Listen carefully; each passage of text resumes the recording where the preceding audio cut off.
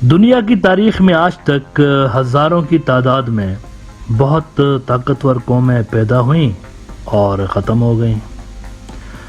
یہ جو طاقتور سلطنتیں تھیں ان میں ایک چیز تو خیر کامن تھی، ہر سلطنت یہ سمجھ رہی ہوتی تھی کہ وہ سب سے زیادہ بہترین قسم کی سلطنت ہے اور وہ سب سے زیادہ پاورفل سلطنت ہے، ان جیسا کوئی آج تک پیدا ہی نہیں ہوا۔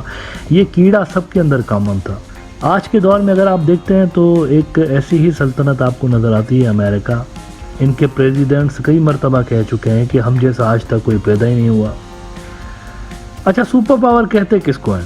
پہلے تو یہ بنیادی سوال سمجھ لینا۔ سپر پاور ایک ایسی سلطنت یا ایسے ملک کو کہتے ہیں جو کہ خود کو ازرٹ کرے، یعنی وہ اگر کہے کہ بھائی میرے گلوبل ڈیزائنس یہ ہے، یہاں مڈل ایسٹ اس طرح ہونا چاہیے، افریقہ اس طرح ہونی چاہیے، یورپ اس طرح کا ہونا چاہیے، یہ ملک یہاں تک ہو، اس کی باؤنڈریز یہاں تک ہو، تو وہ ازرٹ بھی کرے خود کو، اس کو یہ سارا کچھ کرنے کی کیپیبلٹیز بھی اس کے اندر ہوں اور وہ کروائے بھی، اور وہ کرواتا ہوا نظر بھی آئے۔ اس کو کہتے ہیں سپر پاور۔ اگر آپ حقیقی معنی دیکھیں نا تو یہ ہے کہ اگر وہ کوئی پلان بنائے یا اس کی کوئی ڈیزائن ہو تو وہ اس ڈیزائن کو امپلیمنٹ کروا سکے۔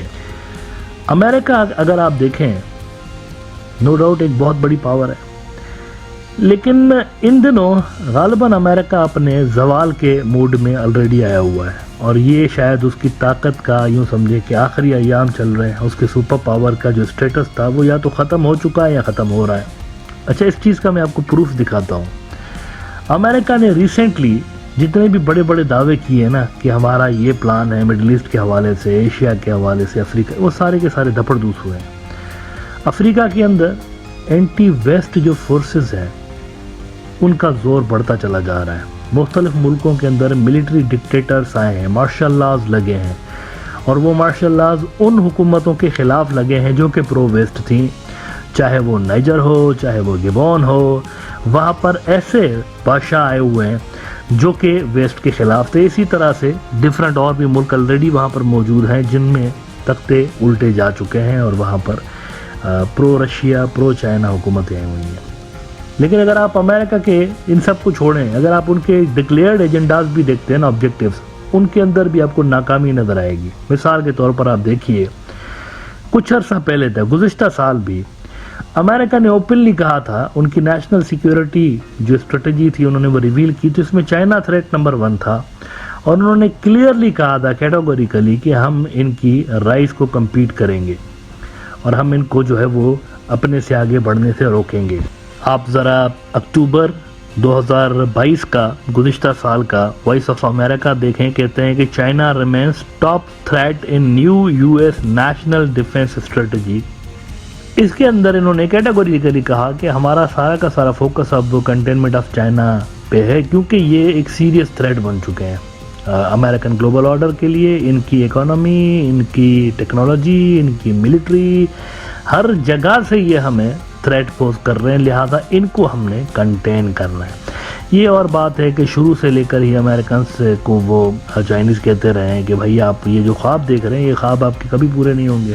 آپ کے ڈریمز کے اندر بیسیکلی یہ کہ فلاز ہے، آپ کا جو خود کا گلوبل آرڈر بنا ہوا ہے نا وہ تو زبردست ہو چکا ہے، اس کے اندر اتنے زیادہ لوپ ہولز ہیں کہ آپ سکن ہو جائیں گے اس کے اندر۔ یہ چائنیز ماہرین کہتے رہے۔ چائنا کا سرکاری اخبار گلوبل ٹائمز دیکھ لیں اب سے کچھ مہینے پہلے تک کا، why U S will fail in containing China eventually, اس کے اندر انہوں نے بہت ساری وجوہات گنائی ہیں کہ کیا کیا ان کے گلوبل آرڈر کے اندر فالٹ لائنز ہیں۔ اب آپ آج کا اگر سیناریو دیکھیں تو کسی کو یاد بھی ہے کنٹینمنٹ آف چائنا کیا تھی؟ کسی کو یاد بھی ہے کواد کیا تھا، آکس کیا تھا؟ یہ جو مڈل ایسٹ کے اندر جنگ چھڑ گئی ہے اس کے بعد کسی کو یاد ہے وہ کنٹینمنٹ آف چائنا کیا ہے، تو کواد کیا ہے، تو آکس کیا ہے؟ کسی کو یاد نہیں ہے۔ ساری دنیا ادھر دیکھ رہی، خود امریکہ ادھر دیکھ رہے ہیں، امریکہ ادھر دیکھ رہے ہیں، سکن ہو گئے ہیں بری طرح سے وہاں مڈل ایسٹ کے اندر۔ پھر آپ دیکھیے کہ امریکہ نے ایک اور کام کیا مڈل ایسٹ کے اندر، انہوں نے عرب اسرائیل نارملائزیشن کروانا چاہیے۔ کیا بنا اس کا؟ جنہوں نے کیا ہوا تھا وہی چھوڑ چھوڑ کے بھاگ رہے ہیں۔ پچھلے 48 گھنٹوں میں 2 ملکوں نے نارملائزیشن کو لات مار کے اور وہ اسرائیل سے جو ہے وہ ہٹ گئے وہاں سے، انہوں نے کہا کوئی نارملائزیشن کے ساتھ نہیں کرانی۔ پہلے اردن نے کی اور پھر اگلے روز جو ہے بحرین نے کی۔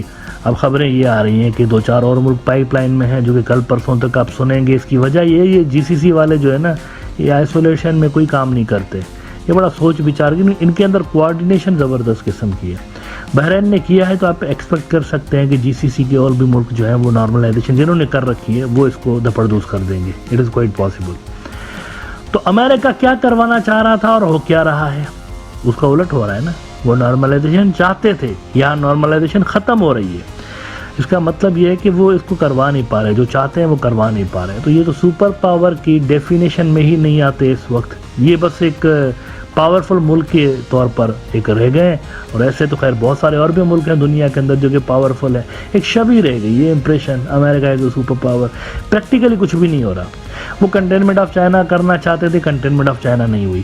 وہ عرب اسرائیل نارملائزیشن کروانا چاہ رہے تھے، وہ نہیں ہوئی۔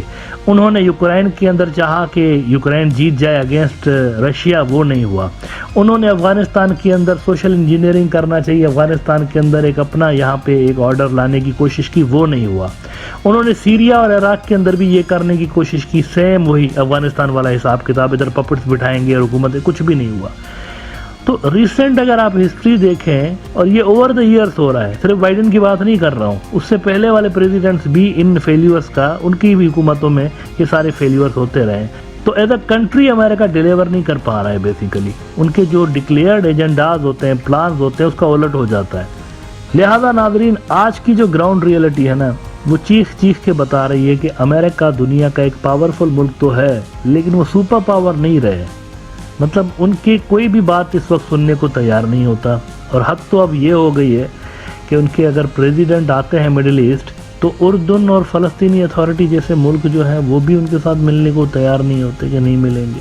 ان کا اگر سیکریٹری آف اسٹیٹ آتا ہے اور وہ ریکویسٹ کرتا ہے کہ بھائی مجھے کراؤن پرنس سے ملنے دیا جائے، سعودی کراؤن پرنس سے، تو ان کو رات بھر انتظار کروایا جاتا ہے۔ تو ایک ٹوٹل ڈیزاسٹر ہمیں نظر آ رہا ہے امریکن پالیسیز کے اندر، اور اس کی وجہ میرے خیال سے یہی ہے کہ گراؤنڈ ریئلٹیز سے ہٹ کے امریکن جو پالیسی میکرز ہیں شاید یا وہ سمجھ نہیں پا رہے ہوتے ریجنز کو، یا کیا چکر ہے خدا جانے، ان کے جو ڈیزائنز ہوتے ہیں نا وہ گراؤنڈ ریئلٹیز سے ہٹ کے ہوتے ہیں۔ مثال کے طور پر یہ مڈل ایسٹ کے اندر ان کا دیکھیں، سب سے بڑی ان کی جو بدحواسی آپ کو نظر آتی ہے وہ یہ نظر آتی ہے کہ فلسطین کا مسئلہ حل کیے بنا یہ نارملائزیشن کروا رہے تھے۔